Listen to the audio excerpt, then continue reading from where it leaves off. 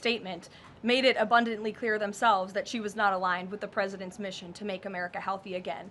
And the secretary asked her to resign. She said she would, and then she said she wouldn't, so the president fired her, which he has every right to do.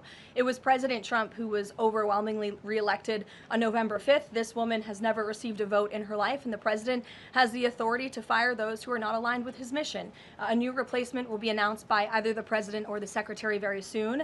And the president and Secretary Kennedy are committed to restoring trust and transparency and credibility to the CDC by ensuring their leadership and their decisions are more public-facing, more accountable, strengthening our public health system, and restoring it to its core mission of protecting Americans from communicable diseases, investing in innovation to prevent, detect, and respond to future threats. That's the mission of the CDC, and we're going to make sure that folks that are in positions of leadership there are aligned with that mission. And briefly on another topic, alligator Alcatraz. Last week, a judge on an environmental concerns lawsuit said that the administration had 60 days to wind down operations there, state officials did.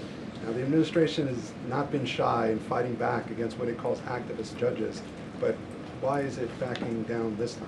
We're not backing down. We've always said that we are going to continue to fight in the court of law for what's right, because we know that what this administration is doing with respect to all policy, but also immigration policy, is above the books, and we're abiding by our nation's immigration laws. And we think it's despicable that an activist judge has inserted themselves in this migrant detention facility to the point where DHS is now having to relocate these illegal immigrants to other detention facilities around the country. That is an unnecessary burden on the Department of Homeland Security and these agents who should be removing these criminals from our community. That's what the American people elected this president to do. So we've always maintained, Gabe, we're going to comply with court orders, but we're also going to fight back on them on the merits of the law.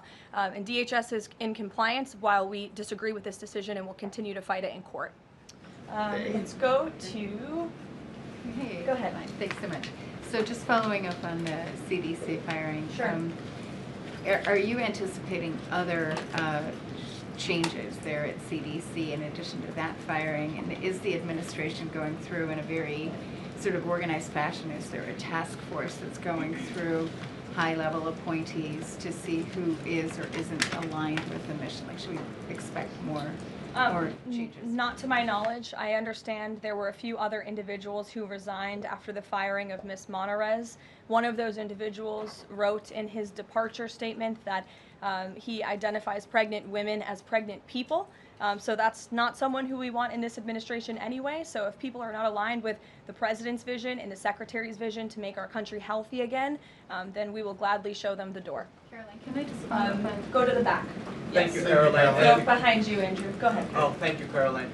The military deployment that President Trump has sent to the Caribbean Sea close to the shores with Venezuela is massive. It's much more that is needed to simply counter narcotics operations. Is President Trump considering launching military strikes to military installments or facilities in Venezuelan soil? I won't get ahead of the president with respect to any military action or questions about that ever.